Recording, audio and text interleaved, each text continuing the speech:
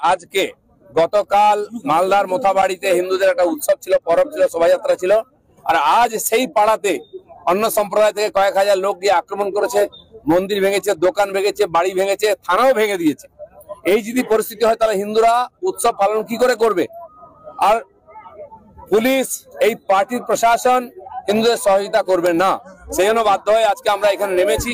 প্রত্যেক ইয়ের সঙ্গে, শোভাযাত্রার সঙ্গে আখাড়া থাকবে। হিন্দু যুবকরা লাঠি নিয়ে বেরোবে। তাদের নিজের ধর্ম, সংস্কৃতি এবং জীবনের রক্ষার দায়িত্ব হিন্দু সমাজকে তুলে নিতে হবে। আর যেখানে পুলিশ বাধা দেবে সেই শোভাযাত্রা নিয়ে থানায় গিয়ে থানা ঘেরাও করতে হবে। রামনবমীতে 1 কোটি হিন্দুদের পথে নামবেন এমনটাই টার্গেট। 1 কোটির বেশি হিন্দু নামবে। যে পরিস্থিতি হচ্ছে, হিন্দুরা আজকে চাইছে রাস্তায় নেমে প্রতিবাদ করতে। রামনবমীর যে শোভাযাত্রা উৎসব, সেটা তাদের কাছে বড় সুযোগ। এখানকার লক্ষ লক্ষ কোটি কোটি হিন্দু আর পূর্ণ কুম্ভতে গেছেন, মহাকুম্ভতে স্নান করে এসেছেন তারা। আজ পশ্চিমবাংলায় হিন্দু বিপন্ন, বাংলাদেশের তো খারাপ অবস্থায় আছে। তাই রামনবমীকে তারা শক্তি প্রদর্শনের উৎসব হিসেবে দেখাবেন।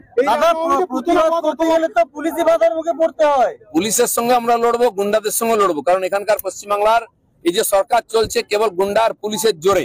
সেজন্য এখানকার সমাজ নিজের ধর্ম রক্ষা করার জন্য তাকে লড়াই করতে হবে। সে যে সামনে আসবে তার সঙ্গে লড়তে আমরা রাজি।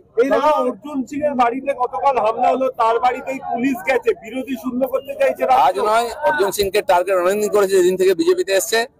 আর সেই জন্য তাকে যে কোনো ভাবে শেষ করার চক্রান্ত চলছে। এই রামনবমীতে পুতনাবাদ অথবা সূর্পনখার বধ, আপনাদের কোনো প্ল্যান আছে? কোনো প্ল্যান নেই। যে ধর্মের বিরুদ্ধে আসবে, হিন্দুর বিরুদ্ধে সব যাবে। এই রামনবমী দাদা, যেটা বলছি, আপনি কোথায় থাকবেন এবং কি আপনার কর্মসূচি? আমি প্রত্যেক বছর খড়গপুরে থাকি। এখানে সন্ধ্যায় আখড়া বেরোবে। অলরেডি আখড়ার ওখানে গিয়ে অনেকে ধমকি দিচ্ছে যাতে না বেরোয়। আমরা বলে দিতে চাই যে এত বছর ধরে এখানকার পরম্পরা আছে খড়গপুরে। আর বিভিন্ন আখড়া তাদের শোভাযাত্রা করেন, দেবী দেবতার মূর্তি নিয়ে, ট্যাবলো নিয়ে, সাধারণ মানুষ নিয়ে, এবং লাঠি খেলতে খেলতে আসেন। সেটা এবারেও হবে। সেন আমরা পুরোপুরি আখড়াগুলোর সঙ্গে আছি। আজকে তার একটা এখানে প্র্যাকটিস রাখা হয়েছে। কাঁচা পাকা সব পাওয়া যাবে, স্টিলেরও পাওয়া যাবে। যা দরকার সব সৌর্য প্রদর্শনের জন্য আমরা নিয়ে আসবো। চলুন আগে মিষ্টি খাওয়া দাওয়া বাড়ি যাও। হ্যাঁ, বিরোধী কেউ নেই দলের মধ্যে, কি কারণে হঠাৎ করে এই পোস্ট? পার্টির মধ্যে কিছু সমস্যা দেখা দিচ্ছে, কেউ উৎপাত করার চেষ্টা করছে, বিশৃঙ্খলা করা হচ্ছে, সেই জন্য তাদেরকে সাবধান করা হচ্ছে। হয়ে গেছে। জয় শ্রীরাম। আজকে খড়গপুরে লাঠি হাতে দেখা গেল, কি বলবেন? তাহলে সব ধরবো আমরা সমাজের স্বার্থে। কাটারি প্রত্যেক বাড়িতে থাকে। দিলীপ ঘোষের হাতে হলে এত ভয় কেন? এত কাপুরুষ হয়ে গেছে আমাদের সমাজ, কাটারি হজম করতে পারছে না। কাল হয়তো গদা বেরোলো, কালকে অন্য কিছু বেরোবে।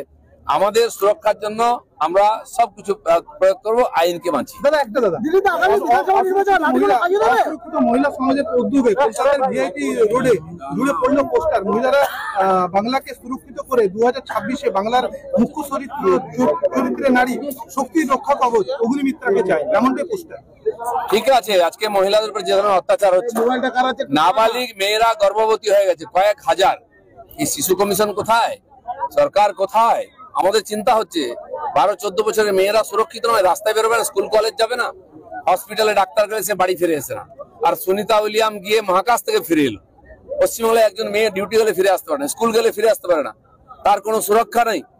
এই জন্য আজকে রাস্তায় হিন্দু সমাজকে নামতে হবে, মাটি, এখানকার মূর্তি, ধর্ম রক্ষার জন্য। চলুন।